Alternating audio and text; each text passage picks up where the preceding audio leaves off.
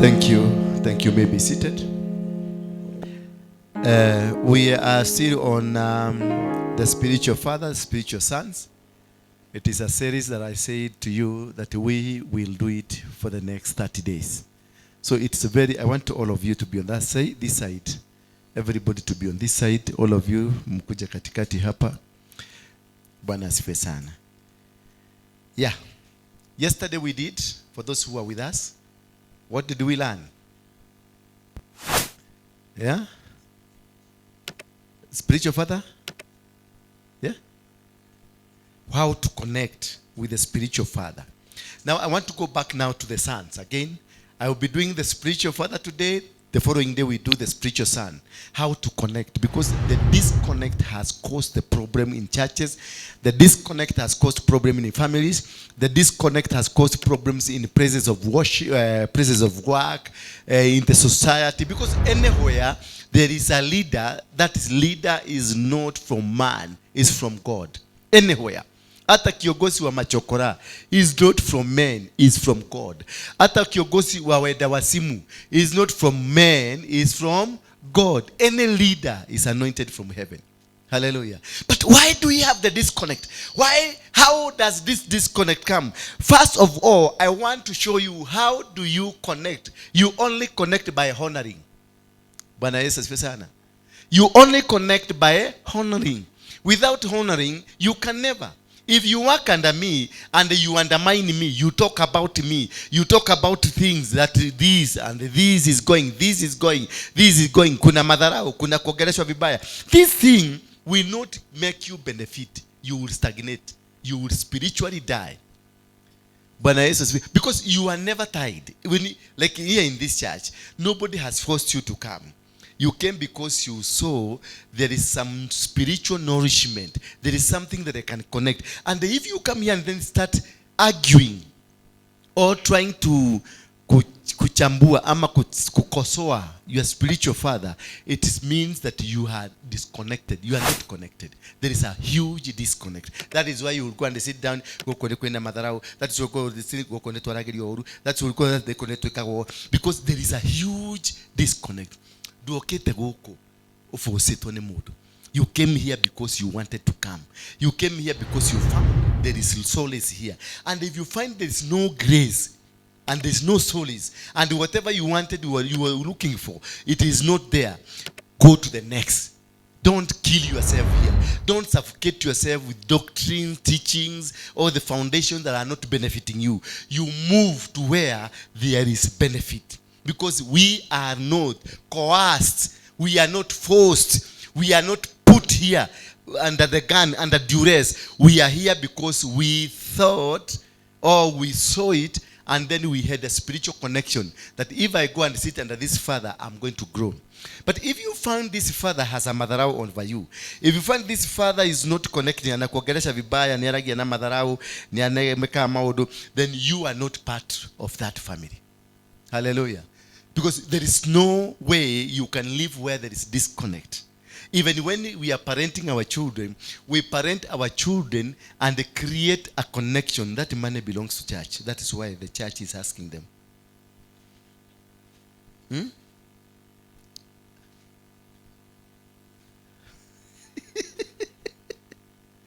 Yes.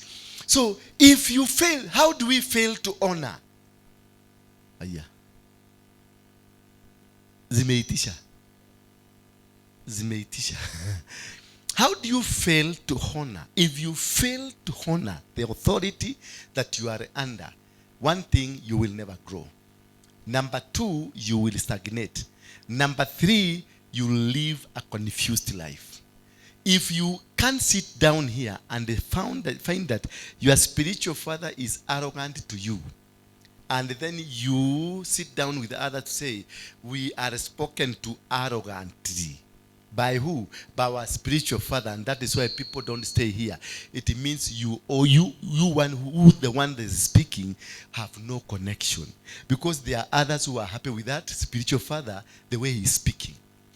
My father who gave birth to me, whether he's drunk, whether he's confused, whether he's a stupid man, whether he's a madman, remains to be my father. Whether he talks bad about me, he remains to be my father. And I will not go out there to discuss my father about his character with anybody. Even my own brother, siblings, we cannot discuss the character of our father. See, when this man called Ham, the son of Noah, the problem of Ham is not seeing the nakedness of his father. The problem was taking the message of his father to his brothers. Hallelujah. Kuona unaruhusiwa kwa sababu haukuwa umetarajia kuona. Haukuwa umepanga utaona. Umenikuta kwa ofisi yangu nikibadilisha nguo na sikuwa nimefunga mlango, ukaigia. Ukiniona haukuwa umepanga. Lakini kile kitoto alifanya kibaya ni kukimbia kwa brother zake kuambia baba yetu ako uchi. Hiyo ndio alianika baba yake. Bwana Yesu asifiwe sana. Wakati Daudi alichukua huyu bibi ya wenyewe na akaenda akamfanyia maneno, kufanya hiyo maneno haingekuwa shida. Shida ni mpango wa kuua bwana yake. Sio kama mnanielewa? Shida ni mpango after. Murder becomes murder if it was pre-planned, afterthought. But if I found you, let's say now you are my wife, I find you with a man and I pick anything immediately, I hit somebody and dies, that is called manslaughter. And the judgment of manslaughter may range from 1 day to life sentence. And possibly in either 6 days, 80 days. The one they did for Chomli. He was jailed for 80 days only. Manslaughter, it is you acted out of your mind. It was not an afterthought.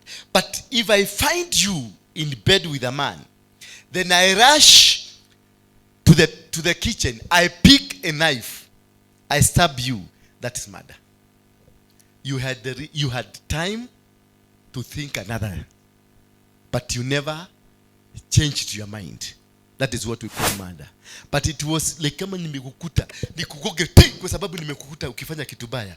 Hiyo si murder, inaitwa manslaughter.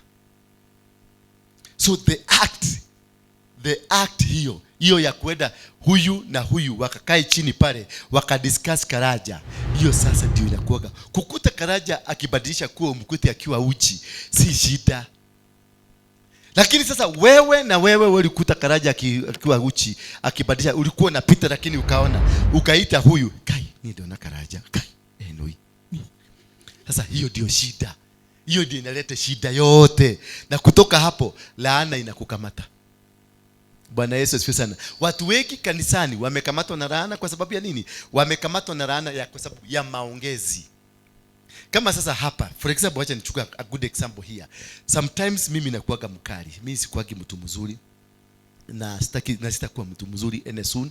Nitakuwa mbaya na niendelee kuwa mbaya kabisa, kwa sababu lazima nikuwe mbaya ndio nikae na wale watu watataka kukaa na mtu mbaya. Usitake kukaa na watu wale wanataka kukaa na mtu mzuri. Kuwa mbaya ndio wengine watoke, wale watu wa dumu yako, wale watu umeitiwa wakuje. Umeelewa? Kwa sababu inaweza kuwa huyu alikuja kwa sababu ameona kanisa imepakwa rangi, hakukuja hapa kwa sababu kanisa ni ya Mungu ama kuna neno linafundishwa hapo. Alikuja kwa sababu ameona madoido iko mzuri na akaona kanisa ni kubwa, because many people they want to associate na ile kitu inaendelea. Bwana Yesu asifiwe sana. Many people want to associate na kuona hiyo kanisa, iko na sound mzuri, iko na TV, iko na kila kitu mzuri, ni ya Waruinge, huko mimi naenda. Hakukuja hapa because of a calling. Amekuja hapa because of a third party. Kitu ambacho kimemvutia. Hajavutiwa na anointing ambayo iko mahali hapa. So mtu kama huyo haruhusiwi kukaa hapa for long.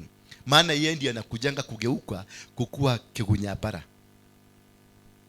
Hallelujah. Hata badilika because alikuja na expectation. Na hizo expectation akizikosa atakuwa mtu wa kukosa shida, ataanza kupigana.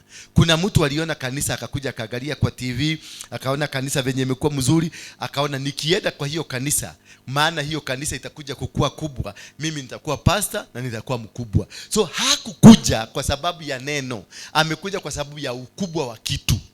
Hiyo kitu akikosa ni kama venye sasa wanawake wanaolewa. Unaonanga kimjamaa kiko na Range Rover, kiko na nyumba ruda, kiko na nguo mzuri, kiko na kazi mzuri. Unaolewa kwa sababu ya those factors. Kazi mzuri, nyumba mzuri, kila kitu kizuri. So you do how kwenda kuolewa kwa sababu ya Bwana. Umeenda kuolewa kwa sababu ya Range Rover, umeenda kuolewa kwa sababu ya nyumba, umeenda kuolewa kwa sababu, na hiyo nyumba hukujua huyu jamani kukoboa amekoboa, hukujua hii gari ni ya kampuni, hukujua maisha ambayo anaishi ni Safaricom imempatia. Wakati Safaricom itamkata, hiyo nyumba itaondoka, hiyo gari itaondoka. What will happen to you?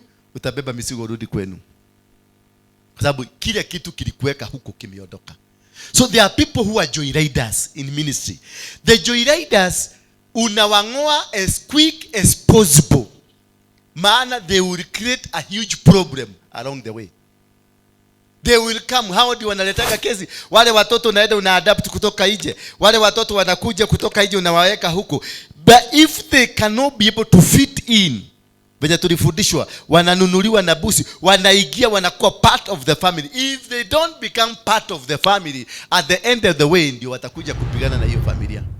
Na hata hawa wanaweza kupanga jinsi ya kukumaliza, wanaweza kupanga jinsi ya kukuua, wanaweza kupanga jinsi na makanisa mingi ukiona ile imegeuziwa, unaona kuna leaders waliungana na wengine wakaungana, wakaanza kusema pastor huyu lazima atoke. Ukiangalia mwenye alianzisha ni mtu amekuwa kanisani, lakini hakuna siku amewahi kuwa mtoto wa hiyo kanisa. Lakini anakuwa busybody, kila mahali anafanya hivi, huko anafanya hivi, ukiambia mavitu anakuaga mtu wa kutaka kuonekana, kujulikana. Yeye ndiye anatoaga idea. Baka akienda kwa watu na anaambia watu, wacha nitaenda kuongea na apostle na hiyo mambo itabadilika.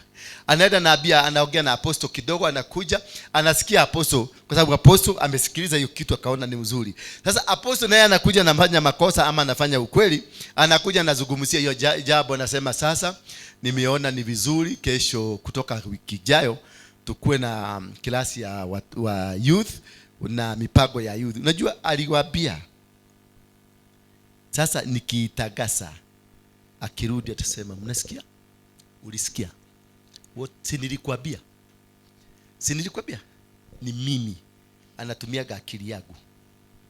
Hakuagi na kitu, hakuagi posto tu, anakuaga tu anakuaga tu, lakini nikimwambia anatumiaga akili yangu. Kama si mimi hii kanisa haingekuwa. Hata hizi vitu zote. Alafu kukue wakati tulikuwa tunapanga paka rangi hapa tunafanya, alikuwa anakuja kujaga, anakuwa na mlikuwa mkimuona akikuja kujaga, ananinunulia kasoda pale. Si kasoda anataka kunikunywe, lakini anataka alete kasoda baridi, alafu tukae na yeye kwa kakiti pale ndio watu waone, for future reference. Hallelujah. Hawa ndio mikora hapa iko kanisani. Hayo ndio mikora iko kwenye kampuni za kazi. Hiyo ndio mikora iko kwenye soko. Na hiyo mikora usipoiweed kabla muende bali, utakuta amechiba simu na utaanguka huko chini, na ndio watakuja kukuchugulia kama ulianguka msuri. Wanakuambia oh my god, ale maisitiribu, tunaombea mtumishi baba rina maso tayara na isendedede kasa, lakini uko ndani nasema akufe. Lakini kuomba maombi ni mingi. Ndio naonaga mimi sakagi kuombewa sana. Dieda kama hoya mashi. Nejue kuita nirekuri. Nyinyi ombeni sikatai, because it's honoring the anointing. Lakini they are hypocritical prayers. If you are not very careful. Kuna siku moja nilikuja hapa nikanyemelea. Wamama wengine walikuwa wamekuja because of Toro Daka the Hadisam. Sasa niliwakuta wakiomba. Sasa mama mmoja nikasikiliza, yani nilikuwa tu naomba tu, sikuwa nakuja kuwasikiliza vile, lakini kibahati mzuri Mungu venye na directigi mtu, nikasikia Mungu anasema hiyo boma baba usikubali baba, boma hiyo ni yangu, na ikamata hiyo boma, nikasikia boma. Nikaangalia huyu mtu ni ule najuaga ni Watoro Daka the Handsome, na alikuwa amenenewa na Mungu, mimi ni bwana yake. Nikalala hapo chini Nikaanza kuomba na kuna kwa tubu, lakini masikio iko kwa hapa. Sasa tukiomba nikasikia ametaja jina yangu. Akataja apostoli wangu, nimemkamata. Ninanyamazisha watoto wake wasilete shida. Ninanyamazisha wanawake wote wa kanisa wasijaribu kumuona na wasimshike, ninawafunga macho. Kai. Alafu huyo ni mtu utamtuma kuombea? Huyo ni mtu utatuma aende akakuombea kweli? Atakuwa kiomba maombi ya kukukamata. Hakuna mahali utaenda. Unakutana na mama kama huyo anakupenda, lakini na siku 2-3 mnaachana. Unajaribu kwenda kununulia mama kahawa. Mkule kahawa garau uone kama utapata boma. Tuna nimezeeka sasa bila mtu. Kumbe kuna mtu alinikamata hapa. Tata ni ado jagaga. No kule ado mtu anyitire anikamatia huko kwa haka. Si don. Hii miaka ni mingi sana. Hii miaka ni mingi sana. Kuna mtu alinikamata kwenye aga huko. Sasa najaribiki kwenda napata kama mtu kazuri kama shiko hapa na kamata, napeleka kahawa huko, kikuwa ananiambia hawezi kuja kahawa. Na si kupenda kwa shiko, kuna baria iliwekwa, kuna kiwitu kiliwekwa, waliambiwa walifungwa macho. Nilimsikia akisema, "Ninawafunga macho." Sasa shiko nikiambia shiko tuende kahawa, shiko naona kimutu kimeolewa. Nikiambia Recho tuende raji, Recho anasema, "But you are married." Na mimi namwambia sina mke. I know I can't trust you. Apostle, miaka yote uko tale mudo. Na mimi namwambia kuja hata tuende kwangu. Hapana, ndikwenda gukua. Todo aliambiwa nini? Ili neno hapa. Nilikamatwa. Haleluya. Nilikamatwa. Sasa nisipojua nilikamatwa, sasa mimi najua nilikamatwa na nikajikamatuka. Kweli nikajikamatua. Nikajikamatua. Lakini yule mtu kama wewe sasa, ulikamatwa na hujui ulikamatwa. Wewe ulikamatwa na hujui ulikamatwa. Wewe ulikamatwa na hujui kuna kimutu kiko mahali fulani kilikukamata na kikaenda France. Na kikapotolea huko, kikapata kimusugu, kikaolewa na kimusugu. Lakini huko kiliwacha kimefanya nini? Kimevuga ng'ombe na mguu. Haiwezi kutoka hapo. Ile yenye kiginya ile ya gateli.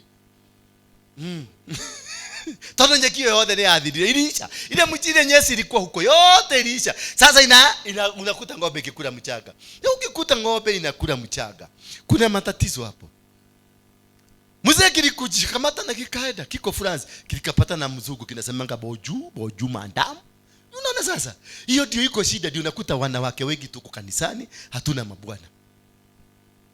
Niki ulikamatwa, bwana yako aliachiliwa. Ukishamanaga na kimodo kinyoko na giki akanikio. Hiki nikio. Huyu ni yeye. Unakutananga, si ndio?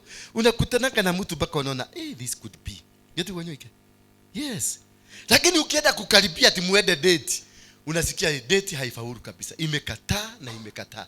Mnafanya date, mnaanza kuongea masugumuzo. Inaenda 1 month. Unaona si msugumuzo. Hata hamjakosana na hamtakosana, lakini mnaanza drifting. Huyu unaona drifting. Na inaenda drifting ikienda hivi na drifting. Haiendi hivi ati venye mnaenda kwenda pale mkute kamutaro muaguke chini kwa kamutaro tena muulisane. Haya, uliodha farini. Hapa the drifting inaenda hivi na drifting nyingine inaenda hivyo. Unaenda mpaka unauliza na nani aliendaga wapi? Unaikia kwa phone book unaona tu. The last message mliandikiana ni January last year. Na ni mtu alikuwa mzuri, alikuwa anamwambia nitumie pesa ya kulipa rent, unaona mara moja kasimu twang. Unaona pesa zimeingia. Na ulikuwa umemwitisha shilingi 3,000, unaona 10,000 zimeingia. Anaweka triple anointing. Bwana Yesu asifiwe sana. Na sasa hiyo hata ukijaribu kumwandikia akusaidia hata shilingi 1,000, unaona message alikublock. Na reason for blocking hakuna. Ni kwa nini? Aga ilikamatwa.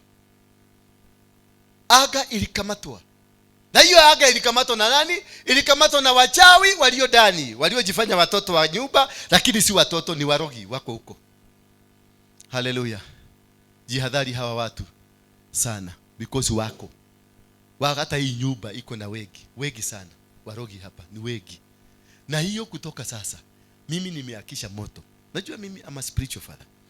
Na father akianza vita na hawa watu, haijalishi kwa sababu hawa ni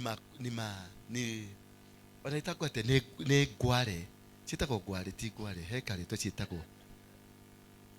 Chakale to chitako. Hiyo jina imepotea, bahati yenu. Nikiwatasha. So this can only happen If you don't connect with your spiritual father, because when you connect with your spiritual father, there is some honoring. You honor your father.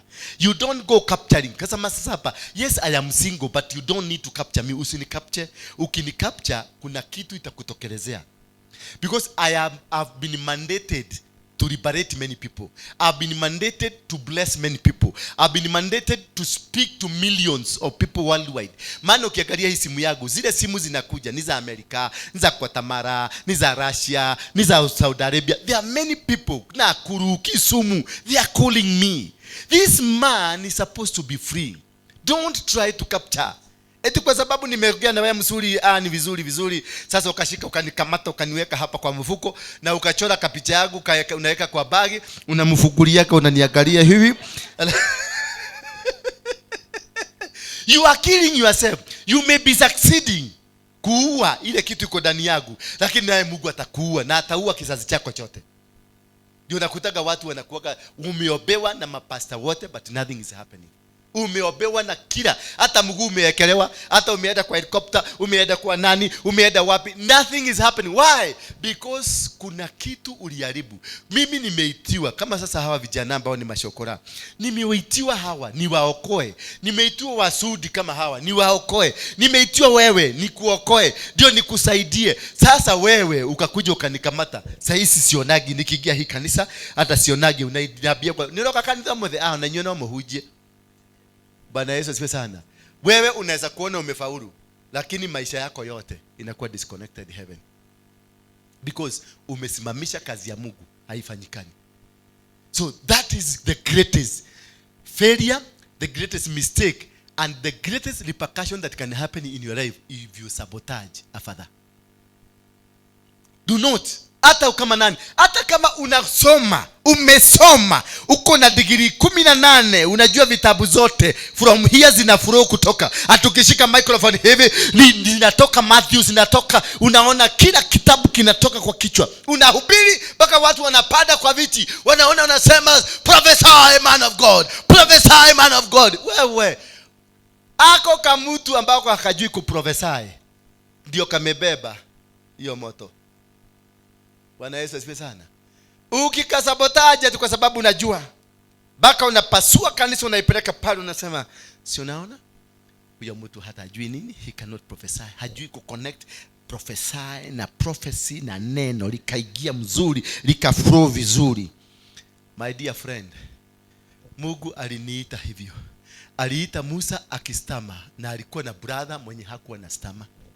Na wakati brother yake alienda kumsekenya, nini kilifanyika?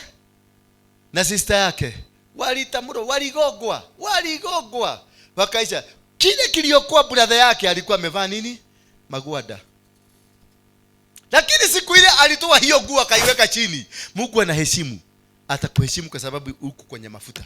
Lakini ukistep out pale anakwambia kuja niwe gwetera ile. Atakugoga. Baka watu wanaulizana, "Oyo na ole lato hujageria." Atakugoga. Baka utasikia moto imewaka. Watu itora Nairobi mzima itajua kuna mtu amegogwa. Dishonoring the anointing. Hallelujah. If you don't honor the anointing, no matter the kind of the person, my dear friends, you are going to be destroyed. Do not. Wacha kwenda kusema ati mimi naonewa, huyu mtu anaogeaga vibaya. Waachana na huyo mtu, utembea. Kama unasikia Dora Waruinge anaogea vibaya, toka kwa hiyo bahari unamsafu, eda. Tukaikare hau. Todo negoigwa na ndaigwa negurakara na negwaria kiugo. Neguoheta goko. Nimekufuga hapa. Kuna mtu nimefuga. Shona mdomo ama ushono na Mungu, because niko na uwezo ya kushona hiyo mdomo yako. Niko na uwezo ya kutoa mdomo yako niweke hapa. Na maisha iendelee. Niko na uwezo because I'm a father. Hallelujah. I'm what? Because kama unakujaga ni kuobee na unasema breakthrough ilikuja, sina hiyo mdomo mwingine ya kuongea opposite. Kama ninajuku na mdomo ya kuongea positive, sina mdomo ya kuongea negative. Ama niliotolewa? Yeah? Niko nayo. I got it. I can bless you, I can be a blessed to you, and I can be a cursing to you. I can release it because I have the power. It's only I'm also being tested by God. nakuja ananikasirisha, Mungu nataka kujua ekolera mwanate.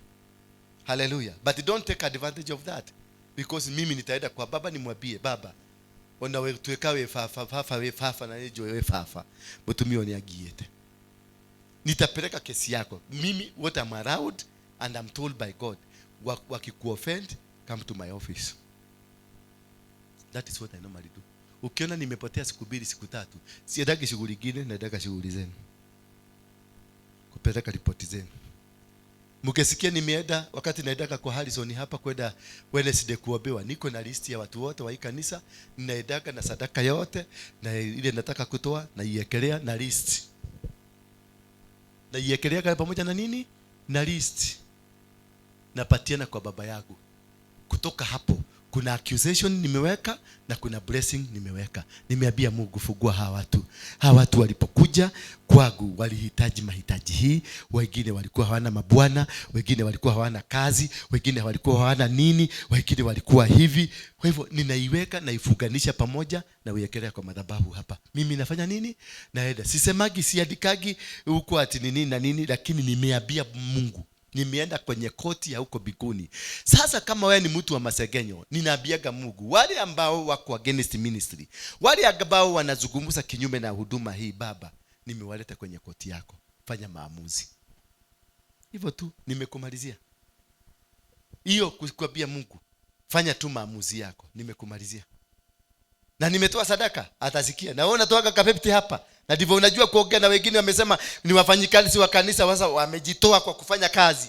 Wengine wamekuja hapa wameajiriwa, sasa wajuagi, hawatabui mafuta, wako hapa on employment. You are wrong hands. Mnakuaga kwenye wrong hands. Na ndio unaonaga watu wa praise and worship, watu wa guitar, watu wa ile kitu, na watu wa gani, watu wa sound, ukiwaangalia they are ever confused. Sio, mnajuaga hivyo?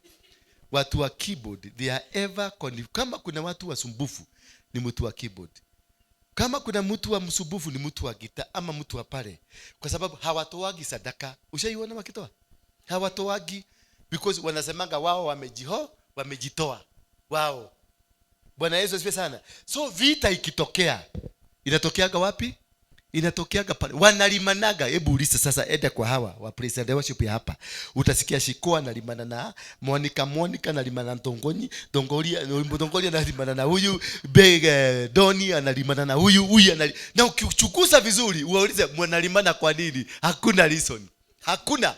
Why? Because they don't offer, they don't give offering as others do. Sasa nikitoa madimoni hapa, nitoe mapepo ya kansa, nitoe mapepo ya uchawi, nimetoe mapepo ya usherati, nitoe mapepo yote, itaenda kwa nani? Because they are not protected. That's the reason. If there are people who are supposed to remain at the altar and do a lot of sacrifices, ni hiyo kitu yenu, kwa sababu hiyo mwenye shaitani tunapigana na yeye alikuwa mwenye hiyo dikasi yake. So anajua. Na ndio unaonaga kiburi. Story ya weka mjamaa mwingine alikuwa anaitwa Kenyan hapa. Kenyan akakuja hapa siku 2-3, anakuja baka anakuja siku moja nilimkuta hapa akiibisha, ako na kofia kwa kichwa, ile kangeti ile ya Raila, anaibisha sifa. Akiwa na kofia, nikamuuliza modo wa gai, hii bado inafanya kazi hapa? Aliniangalia, kaniangalia hivi. Hakuwa anajuaga mimi ni mdosi, kwa sababu alikuwa anafikiria admin ndio mdosi. Mimi alikuwa anafikiria amafero ni mtu wa kupiga keyboard pale. So venye aliniangalia, kaniangalia hivi, aliniambia mind your business. Mimi nikatoka pole nikaenda. Sasa ndiye alikuja kauliza, sasa nikakuja nikashika microphone, akasikia huyu ndio Dora Waruinge. Haya, alinipokea pale akaniambia, sorry sir, sikuwa najua ni wewe. Nikamuuliza, kwani ulikuwa unakuja hapa kwa sababu yako? So you had come to worship God. Sasa ananiambia, sorry sir, sikuwa najua kama ni wewe. Kwa hivyo he is here not because of God, he is here to make somebody happy. Bwana Yesu asifiwe sana. And that is how we fail, that is how we get it wrong, that is how we don't succeed in our life. We have failed not because we are failures, we have failed because a spiritual father that is in by una serve, whoever that you serve, Hata kama sasa wewe ni Asha, this is your head. This head, huyu ni spiritual father wako. Bwana Yesu asifiwe sana. Kama wewe ni security mnachugaga hapa, yule mkubwa wenu, that is your spiritual father. Kama kwenye biashara mko na ile kamweredho, mnaenda kamweredho, sikana kwa na shiaredi. Huyo shiaredi ndio spiritual father wa hapo. Ukikosa tu kumsikiliza vizuri, ako na anointing. Ndio kwa maana watu walimuona na wakamchagua. Ndio kwa maana watu walimuona na wakasema huyu wewe tutokolie, because kuna mafuta ilionekana, kuna mafuta ilizungumza. Bwana Yesu asifiwe sana. Mheshimu tu wakati ako kwenye kiti. Na akiondoka kwa kiti itakuwa sawa. Naona Wakikuyu wakisema ati Uhuru alitusiwa, Uhuru alifanywa. Wacha niwaambie, Uhuru ametukanwa akiwa si president. Kirauni iko chini. Haifanyi kazi. Bwana Yesu asifiwe sana. Haiwezi kufanya kazi, ilishaondoka. Lakini mtu hapa amekalie kwa ile kiti anaitwa Ruto. Order anatoa kila kitu. Si alitoa order nyumba zikangolewa hapa. Mnasikia watu wakipiga makelele? Watu wanaokota machuma na vitu zao wakipeleka. Kwa sababu ametoa order, he is a president. He has the sword. Lakini huyu jamaa mwingine hana. Wakati alienda Kasarani, silimuliona alienda na sword. Alipopatiana tu sword na constitution, yule jamaa alikuwa nyuma yake. Aliruka kama stima, akaenda kwa mtu mwingine. Uhuru akijaribu kumuuliza unaenda wapi, anauliza who are you guys? How can I help you? How can I help you? Na Uhuru akikamatwa na weka kwa Land Rover ya polisi kwa sababu anataka kusabotage a sitting president. Hakutakuwa this a former, hapana, anataka kusabotage. That is power. So when power nikiwa hapa, I got the power. Hallelujah. Si ati najaribu kujisifu, si ati kuna mtu nausia uoga, ni kuambia tu a reality, ndio muache upuzi.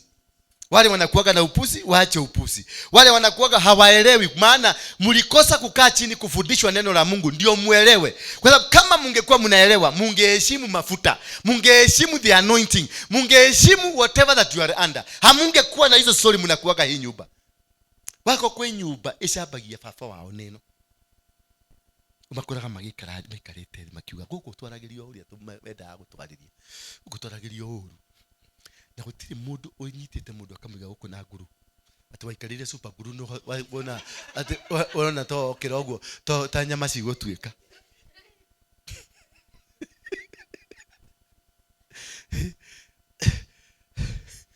No akwirire uikare guko. Nduthi kuri utekwaririo uru. Na kuni uguikara ni ukugea na gikeno giaku kire gikukenagia guko ndimwira this is a workshop. Hapa ni workshop, hapa tunaundwa. Na ukiwa kwa workshop kuna nyundo itatumika, kuna panga itatumika, kuna pliers itatumika, kuna ile body jack ya kupanua kitu iko, kila kitu hapa iko. Ile nyundo na mishumari iko na msimeno, na bahati mbaya unaweza kusikia kwa kidole kimeenda chini. Hii ni workshop. Wale watu wamekuja hapa ni watu wako na mabandage kwa roho. Nani hana bandage hapa kwa roho? Na ni kwa sababu uliingia kwa umang'aa. Sasa hiyo umang'aa imekuleta hapa ndio utengenezwe urudishwe. Mimi mwenyewe nimeudwa. Hapa nimeudwa, nimetengenezwa vizuri. Na bado sijaiva vizuri. Na ndio nakwambiaga mimi sijaokoka 100%. Mimi ndizi Mungu aliniambia nimepada, niko 5.5%. Nimeongezewa 0.5%. Hapo ndio niko sasa. Naendelea na furahi because I'm increasing. Every day I'm increasing. Nyinyi wale warokole ambao mnakaga biguni mnaletwa asubuhi, nyinyi kaeni huko, mimi wacha niendelee kuudwa. Pole pole na univumilia tu. Nikikuita mjinga hapa, nikikugama mabaya, nikuzungumzia vibaya, vumilia tu. Kwa sababu niende ndirakwira level yako hali hadi. Mimi siwafichagi, mimi sikaagi biguni, mimi nakaaga hapa duniani. I'm still a human being like you, like anybody else. I'm prone to making mistakes. Mimi nafanyaga makosa kila siku. Bwana Yesu asifiwe sana. Na tugashiye dionaga mundu toyo gaja gweka. Ninaonaga mtu nafanya hivi. Sasa ukikuja kusema ati pastor wetu anakuwa gai, pastor hito deda kwa na dhikati ni madie da usiona. Akirima. Yes. No girimudu. Hiyo ndio naomba grace, Mungu akusaidie. Usiaende huko, usiende beyond macho yako kuona. Hallelujah. Nigetha umenye dida yako na dhikati kawekerete yaku. Wewe nikiwarorete nigetha umenye direda kuona dhikati. I'm a human being like anybody. Wacha kupretend hapa ati kwa sababu nyeri yako kwa tamodo radi wako ile twathia wako. Vumilia. Baba, kubali. Tunyenyekee tutengenezwe. Nyenyekea tu utengenezwe. Kubali, you are not complete. Kubali, uko na shortages na lizo mingi. Mungu akutengeneze. Wacha ujuaji ya kujua kibaiti. Hii Bible unajua sana. Ni Bible gani unajua? Na sisi tulifundishwa na mzee mwingine hapa jana kwa Dhigira. Mtu anajua Bible na nikamzee unaweza kudismiss kwa barabara. Anakuchabulia Bible mpaka nikashindwa kai. Huku no huku mpaka nikamuita. Leo amekuja hapa nimemuita. Nimemuuliza mzee. Ni wewe ulikuwa unaongea ama ni mtu mwingine? Akaniambia ni mimi. Sasa tukiwa pale amenipatia story nyingine nikamwambia wewe sasa heda. Kutoka leo kila Jumanne tutakuwa tukirani program na wewe. Kwa sababu ile akili iko na huyo mzee inahitaji nyinyi. Mnahitaji. Ameteleta kitabu hili inaitwa Tobito. Ni? Tobit. Tobit kumbe hii Biblia ingine haimetolewa Tobit. Kuna ingine inaitwa Deuteronomical Aromokontorobosa. Na huyo mzee anajua. Na nikamzee una dismiss. Huyo utakuwa tukirani show na every Tuesday. Dhigira ingine tutatengeneza every Tuesday. Na mama na kuna mama mwingine alikuwa hapa. Na yeye ako na maneno mzuri. Ukikombine hiyo watu Kenya watafunguka. Kwa sababu nataka kuuliza hii vitabu vingine ilitolewa kwa Biblia kwa nini? Yes, ilitolewa. Wewe unaweza kuniambia ilitolewa kwa nini? Huyo mwenye alitoa alikuwa na Mungu? Ama alikuwa kwa ofisi ya Mungu ama alikuwa bodyguard ya Mungu ndio akuje atoe? Hizo vitabu tuulize zilitolewa kwa nini? Wakatoliki mnazisomaga. Mlitoa nasikia nyinyi mlitoa. We have it. Na alafu tunaambiwa tunaenda mbinguni sisi zote. Na kuna vitabu zingine zimetolewa na labda ndio hiyo iko na code ya kufungua password ya mbinguni. Na kitabu ilitolewa.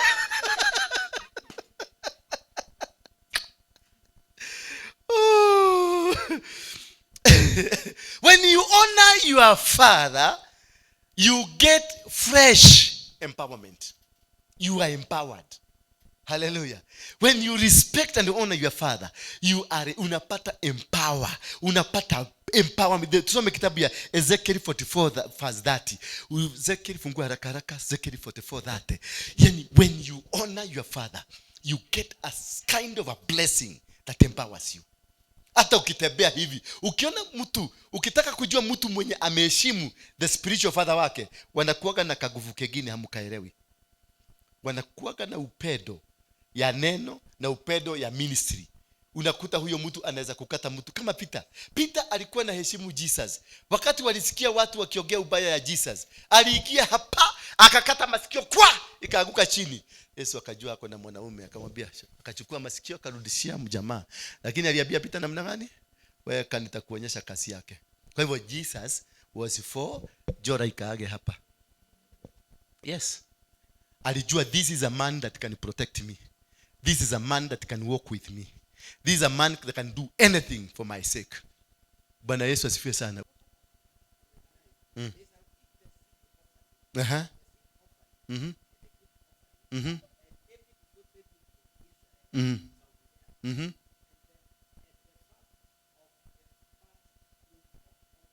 Yeah. Mhm. Mhm. Mhm. Mhm. Mhm. Umesikia? You shall give the first of your meal. Kenda nyumbani upike chakula niletee first, usikule kwanza. Ndio amarudia tena dhate. Ni first. Ni za huyu mzee.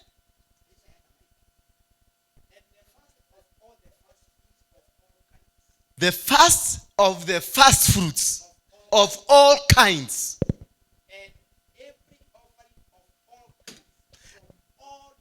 Chukua microphone usome vizuri. Tuna record. Amaiki kama kunayo. Usome usikie how to honor your father. We are talking about how to honor your father. Yes. This one says, at the first of all the first fruits of all kinds, and every offering of all kinds from all your offerings shall belong to the priests. Yes. You shall also give to the priests the first of your course meal. Yes. That a blessing may rest on your house. That a blessing may rest on your house. You give the first of the first. Hallelujah. Amen. Tete mude hagera matigyo. Mutana hutia mukadehera. Let us see another one in New Testament. Yes, New Testament. Galatians 6:6. Yeah. Galatians 6:6 says, inasema, let him who is taught the word share all things with him who teaches the word. Yes. All things with whom he teaches the word. So they say, blessing will rest on those who honor their fathers. You are empowered. Bwana Yesu asifiwe sana. You are what? You are empowered. Number 2, you are increased. You who honors your father, you are increased. Tusome Proverbs 3:9-10. You are increased. There is an increment. If you respect your father, if you honor this father, there is an increment. You are increased in power. You are increased in thinking. You are increased in blessing. In whatever you do, there is an increase.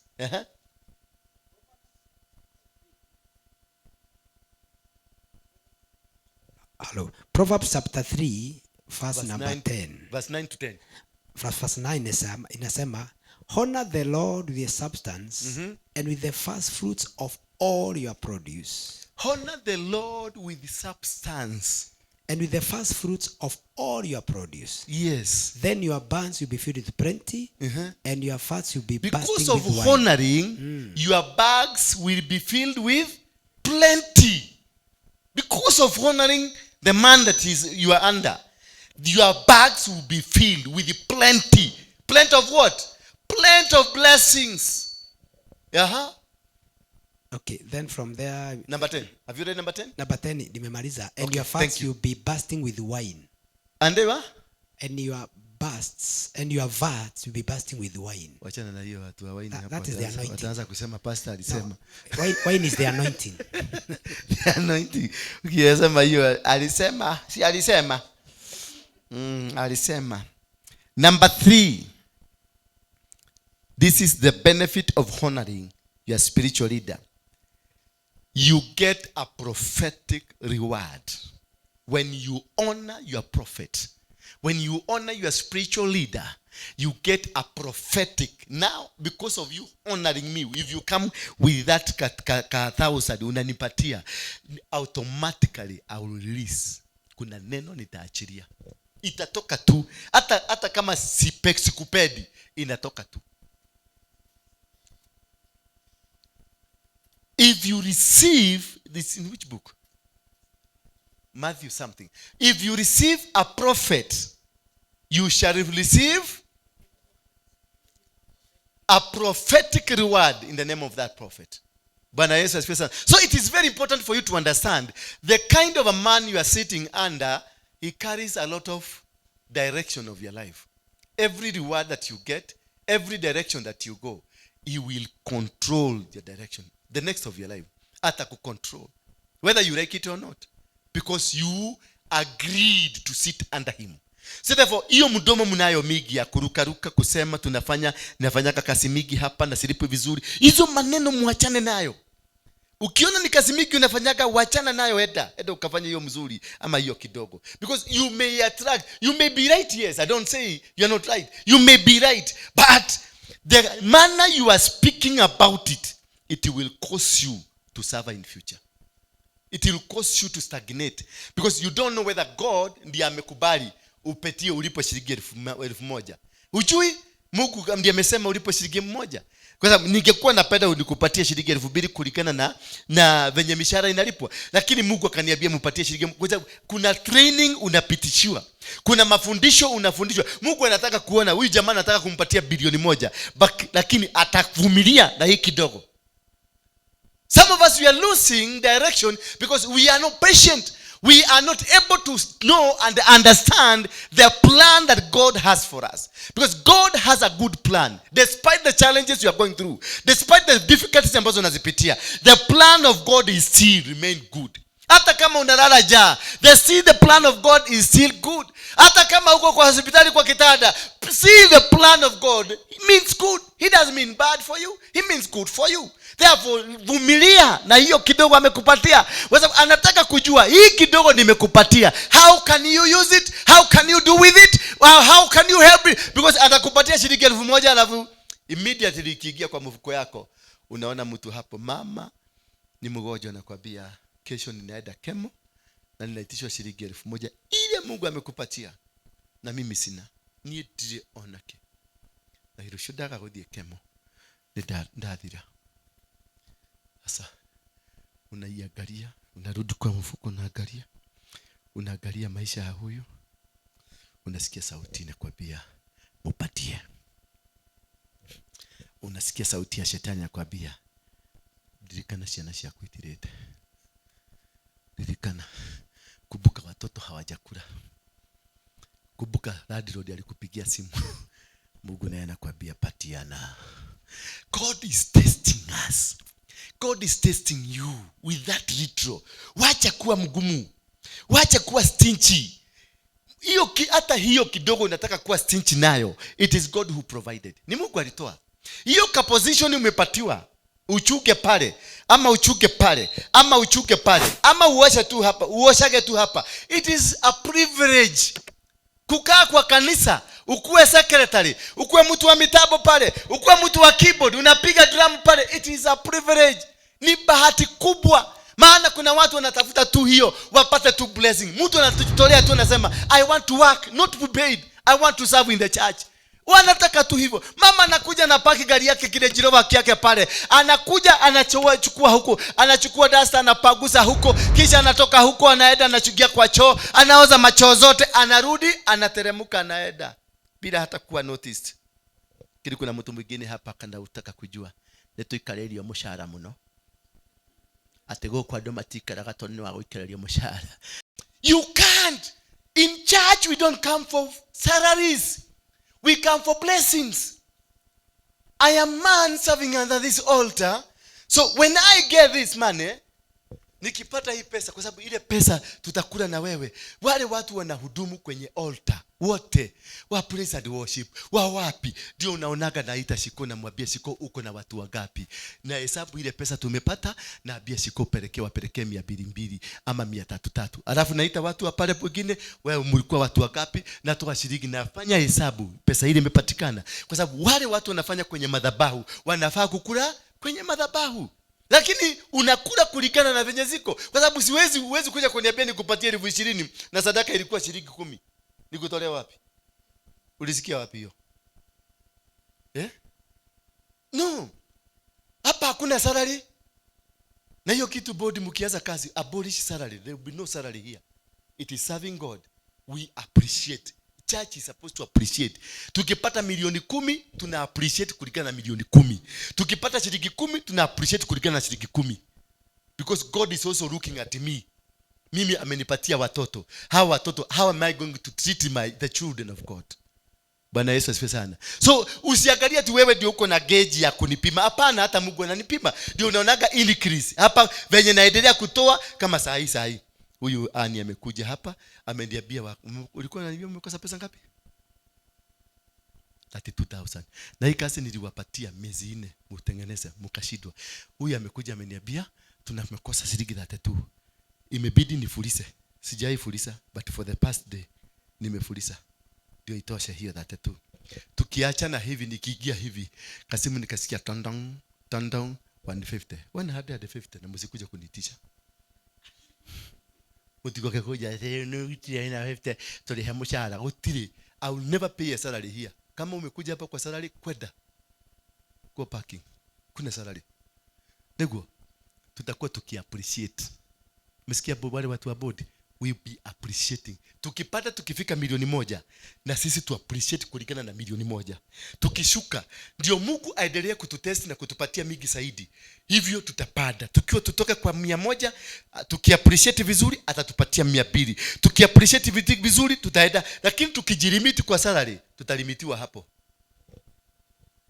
Kanisa hakuna salary, kanisa ni appreciation. Hallelujah. Salary enda kwa kabuni ukaandikwe. Sitaki kulimit. Nataka siku moja naona naita praise and worship na wapatia shilingi 1,100 na wabia this is a blessing from God. Paka huyo mtu anajua ile kazi nimefanya ni mzuri.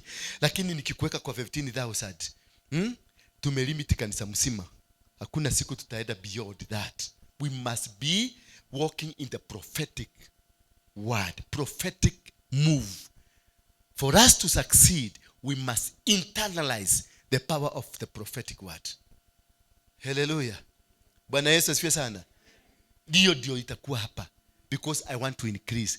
Na siku ile nilifanya, mimi niliomba tu, nilienda kwa social, kwa YouTube, nikaambia watu nataka kuhama pale kwa sababu ni mjamaa mmoja ule Saimokei alikuja kwa kanisa yangu, akaenda kunishabia, adile kujabia. Ati mundu wa Ngai kwa hiyo kitu yake. Ati mundu wa Ngai na niguo uhunjagia na riu meguo makuhete kanitha kau gaku drona ge kanini. Nikamuuliza ni ndirega kanitha. Nilijitetea, mimi najua. Mimi huwezi kunikamata na kitu. Before you finish talking, I will answer you. That is the talent I have. I will answer hata before you open your mouth. Nitakupatia jibu. Nilikuwa nishampatia jibu, nikamwambia I'm being processed. Na nikasema, you know what Simon, uokofu yangu saizi ndio hiyo nilikuwa na 2%. Saizi niko 2%. Mungu akinipatia watu wengi na sijapata experience ya kulelewa na Mungu ndio nijue Mungu anatakaga je. Si nitaua hawa watu. Sasa nataka process. Lakini nimesikia Mungu amesema watu wakinibariki nitaenda mahali kubwa. Wewe kumbe ni Mungu alifanya huyu jamaa ajaribu kunidemean ndio milango ifunguke. That hapo kabla tujamaliza hiyo interview, jamaa mmoja ako Australia anaitwa Dongo akaniambia nitatoa shilingi 1,300 uende nyumba mpya mkubwa, tunataka kukuona. Hapo mwingine ako Amerika 200, mwingine ako Russia akatoa 100, mwingine ako Kazakhstan akatoa, mwingine ako Afghanistan Afghanistan kagekoni mwathire. Mwingine akaniambia kuna ka country ukiwa Russia na hapo chini na hapo chini ya Russia. Hiyo jina mpaka saa hizi sijai kukumbuka tena. Anaitwa Nyokafi. Nikamuuliza sasa imefikaje huko? Akaniambia tunakuonaka kwa internet. Na nikamuuliza swali namba 2. Ni nini ulikosa kutoka hapa Kenya all the way mpaka na hapo? Ulikuwa umeenda, ulikuwa umepita ndege ikakwama, ama ulikuwa umeenda biashara ikakwama, ama ulikuwa umeajiriwa na NGO? Unajua kuna vitu vingine unashangaa. Mtu si wadhire kuwatia. Kuna country mpaka hujui, mpaka ilibidi niende niangalie kwa mapu. Nikaona nika country kadogo kamemeswa na Russia na huko chini kako ndani ya Russia. Lazima upitie Russia. Alinunua. Alitoa 200,000. Within 1 month tulikuwa na 2.5 million. Na saa hiyo nilikuwa nimeandikia huyu sister wetu hapa anaitwa Catherine. Wakakuja wakaangalia nyumba, wakasikia bei, wakaniambia nyumba ni mzuri lakini bei hatuwezani. Nikamwambia kwani ni pesa ngapi? Wakaniambia ile pesa waliniambia. Nikaambia kuja nikupatie pesa, haziwezi kukosekana. Ukiwa na checkbook, use it as much as you can. Exploit your checkbook. It brings a confidence. Exploit it with faith. Si kwa account ilikuwa minus. Kwa sababu nilikuwa nimefuliza hiyo kitu ya nini ya hiyo tulikuwa tumelipa alafu ikajifulisha yenyewe. Unajua Equity unaweza kutoa pesa mingi kwa sababu inajiruka ikaruka na shilingi 10,000. Niko overdraw. Sasa nikiwa na watu wamesoma ni vizuri sana. Uko overdraw. Sasa ilikuwa imeruka na shilingi 10,000 lakini niliandikia huyu mama. Yale 500,000. Na nikasign. Nikaambia pelekea watu wale. Pelekeni cheki. Kanisa iko na pesa kwa sababu walikuwa walikuwa najua hawatoagi sadaka. Hivyo yeye alikuwa na confidence hakuna pesa. So akasema na pesa. Kamwambia yes. I think haiwezi kosa kama 10 million. Akakuja akapatiana ndio tufungulie mlango tuanze kufagia. Tulipofunguliwa milango nikakuja nikapiga magoti pale kwa ile kona pale. Hii ilikuwa mafaili zilikuwa zimejaa hapa. Nikaambia Mungu, hii nyumba ni yako na sisi ni wako. Tupatie pesa. Within a week Mungu alikuwa amesiprovide. Nikaeka pesa, nikauliza Catherine, ulipatiana check? Ati hapana, hatujapia nini endelea tikira. Catherine, dakwiro kumo mudhi waka kujathikira niko kuikata kanitha. Ni anashekio haraka sana. Niko na kijoto. Lakini badile ngine nilikuwa naomba asipeleke isiende kuruka. Bwana asifiwe sana. Hiyo ndio inataka imani. Ukiwa na baba mwenye imani, maana baba yangu ni Harrison, anakuaga na imani kubwa sana. Imani kubwa. Ukiwa na baba na unaheshimu baba yako, hakuna, kwa sababu nilikuwa najua kikiumana nitaenda kwake. Lakini kaambia Mungu, kabla kiumane, wacha tuumane na wewe kwanza. Bwana Yesu asifiwe sana. Na nikapatiana cheki. Kukuja hapa nikaandikia Catherine nyingine ya 900,000 na nikamwandikia nyingine ya 800,000. Wakae na pesa zetu. Sasa hiyo nilikuwa na kanyaga ni kama niko Bwana tuko na mapesa, tuko tajiri. Na the previous month pale nyingine tulikuwa tumekutwa na auctioneer. Hatukuwa tumeweza kulipa 30,000. That is how God works because of honoring. Na kukumbuka nini tulifanya? Catherine naweza kumbuka. Tulitengeneza kiti moja ile tukapeleka kwa Ng'ang'a. Ile ukienda kwa reception ya Ng'ang'a kuna kiti ya blue iko hapo. Hiyo ndio tulitengeneza. Hiyo ndio ilitufungulia mlango. Wakati Ng'ang'a alikalia tu hivi, akaachilia baraka, akasema, "Baba ndakuhoya. Ciana ici ucirathime. Kiria megugwitia umanengere." Kai. Kumbe Mungu huyu anasikiaga. Alimwambia na akasikia. Akamwambia kile kitu hawa watu watakuitisha wapatie. Na nilipokuja kuitisha nilifanya nini? Akakuja wakati wa ndoa ya Waboi, bana hizo ndio alikuja kutucommission kutoka huko. Akakuja akapata kanyumba ni kasuri ni kamaridadi lakini kidogo. Akasema kabia Mungu, Baba, hii nyumba ni maridadi lakini ni dogo, haitoshi watoto wako. Ninakuomba Baba uwapatie na nyumba kubwa wa kuabudu huko. Si nyumba ndio hii kubwa. Alikuja hapa juzi tena. Akasema mna gani? Baba ninakuomba, maana umewapatia nyumba kama hii, uwapatie shamba wakujengee. Shamba inakuja 10 acres. Haleluya. Bwana Yesu, kwa sababu kuna heshima niko nayo na baba yangu ya kiroho. Akikuja nene ama nikienda kwake ninene, lazima kitu ifanyike. Bwana Yesu asifiwe sana. Haleluya. Siku ile nilinunua hiyo gari yangu, ile gari yangu kubwa. My big car. My big motor. I'm speaking about the reward, the prophetic reward. Bwana Yesu asifiwe sana. Haleluya. Tulitengeneza kiti kile tukapeleka kwa Harrison tukiwa na dirago. Kiti mzuri, kiti antique. Tukapeleka huko. Baba askofu akaniambia, "Kanisa ni pesa ngapi?" Tukamwambia, "Hii tumetoa kama sadaka." Mzee aliikalia, akakalia tena. Akaikalia, kalia tena. Ni mahogany antique, imechogwa kama ile. Kama hii, exactly kama hii. Imechogwa. Hiyo kwanza tulitengeneza kwa ustadi mkubwa kuliko hii ni fake. Akakalia tena akaamuka. Akauliza, "Hautaki pesa?" Nikamwambia, "Hapana. Tumetoa sadaka." Drago kaniuliza, ule Drago ni wale wanaume wa Nyeri, wale walilimu. Ni wanaume wa Nyeri alilimu. Akasema, ule fure. Muthuri uyu nduraigwa ni arenda gutunengera kanyamu." Na we uragirireria niki na ni uramenya uria tuikareire mahiga kuria. Ngamwira, "We tigana maundu macio." Ndio Drago tulikuwa wezi wa gari. Drago ndio alikuwa tukiiba gari tunaivukisha Tanzania inaenda kuuzwa Arusha. So Drago na pesa ilikuwa ni kama kitu, ni magnet na spark. Unajua magnet na spark. Haleluya. Bwana Yesu asifiwe sana. Sasa Drago akaleta utetesi mkubwa sana. Asha we levu asha. We ni uratuhitiria. Ni uramenya nginya ndihotete kuriha nyumba. Na riu urenda kunjira tutige mbeca ici. Sasa anataka nigeuze. Na Neno la kwanza lile lilitoka tukiwa kwa kanisa. Ilitoka likijua tunaenda kupatiana kama sadaka. Sasa na yeye anataka, kwa sababu amesikia mzee akinena nini, anaweza kutoa pesa. Mzee na yeye ana insist atupate, kwa sababu kiti ni mzuri, mpaka anaona ile pesa imetunika hapa ni mingi sana. Lakini na mimi nilikuwa natafuta blessing. Tulikosana na Dirago, ndio alienda huko kwa yule mama kuonesha bia. Kutoka hapo Dirago akaitiwa kazi.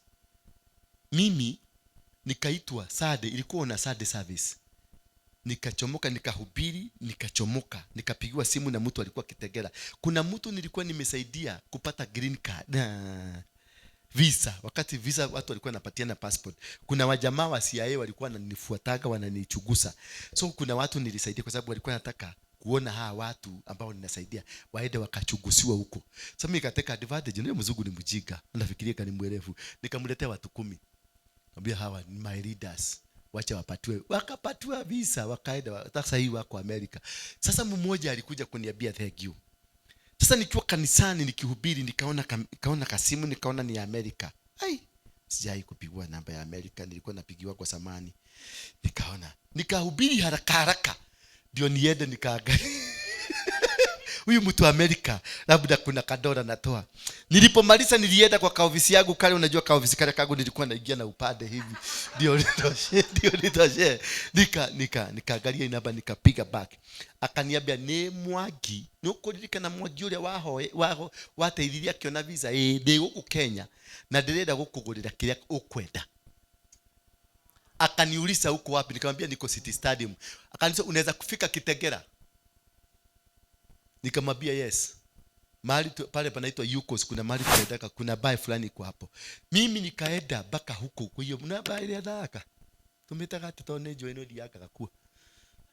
Iyo. Ne joino dia kwa dia mthaka hau. Customer nyingi cia kunisia hau. Umeruka? Pale tunataka kukula kuku. Galaxy. Galaxy, kumbe hata wewe ni mwenyeji.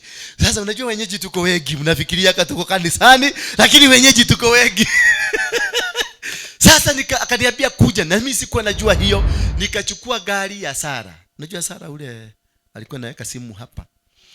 Alikuwa na simu ile tulikuwa tunaweka na kamfuko. Anaweka simu hapa. Sasa anakuambia hebu gusa hapa. Ndio nike kio. Nikaiba gari ya Sara, nikakibia nayo. Kwenda huko akaniuliza unataka nini? Nikamwambia ninunulie gari. Akaniuliza gari ya pesa ngapi? Nikagugu haraka Alphard ikakuja. Hiyo ndio ilikuja. Tukaangalia tukaona ni 4.5 million. Aliniambia kwenda utafute, kesho nipigie simu. Hallelujah. Kwenda uitafute, kesho unipigie simu. Nikaenda nikatafuta, nilienda Mombasa, nikampigia simu nikiwa Mombasa. Nilienda na tikiti ya kwenda peke yake. Sikuwa na tikiti sababu nilikuwa na imani ninarudi na gari. Nigiamuhurire thimu mundu mira tikiti. Nikogia heta nile. Nilienda na tikiti. Nilienda na train hapa. Ile 1000 ya train hiyo peke yake ndio nilikuwa nayo. Kufika huko nikakuta jamaa mwingine, tukaenda tukaona gari. Nikapigia ule simu nikamwambia nimepata gari ndio hii ya 3.8. Aliambia wapi wakupatie account number. Nikarushiwa account number. Niliteremka usiku hiyo hapa Nairobi, buruguto. Nikafika mpaka sikuenda nyumbani, hata sikuwa nimeoga siku 2. Sikuenda nyumbani. Kitu ya kwanza niliita viongozi wa kanisa. Nikaambia nikapatia chiaredi, urumisha gari, tembea nayo. Pita huko enda hapa kakasa. Jogoo road hivi, tembea Jogoo road, urudi hivyo msikie utamu. Watu wengine wanakaza kusema ati ni chiaredi alininunulia gari kwa sababu alikuwa watu ni wajika. Hawajui kutembelea ina prophetic. Tembelea kwenye nguvu za kinabii. Once it is released, Ng'ang'a alisema chochote mtaitisha kitakuja. Na ombi ile alifanya. Aliomba maombi akasema kutoka leo baraka zitakuwa zikiwafuata na zikiwatafuta. Kutoka siku hiyo mimi nafuata na baraka zinanifuata tu hivi tu. Hivi. Angalia kama president wa Sudan yako hapa. Ni nini kingine unataka? Ni nini unataka? Mlisema hatuwezi kwenda bali. Hapa ni wapi? Hapa ni wapi? Bwana Yesu asifiwe sana. Because I decided, I chose kutembea in a prophetic word. in a prophetic move. Kubali kutembea. Hakuna kitu kitafanyika. If you move prophetically, there is nothing will go against you. You will conquer. You will win. Every move you go, that is what we call prophetic reward.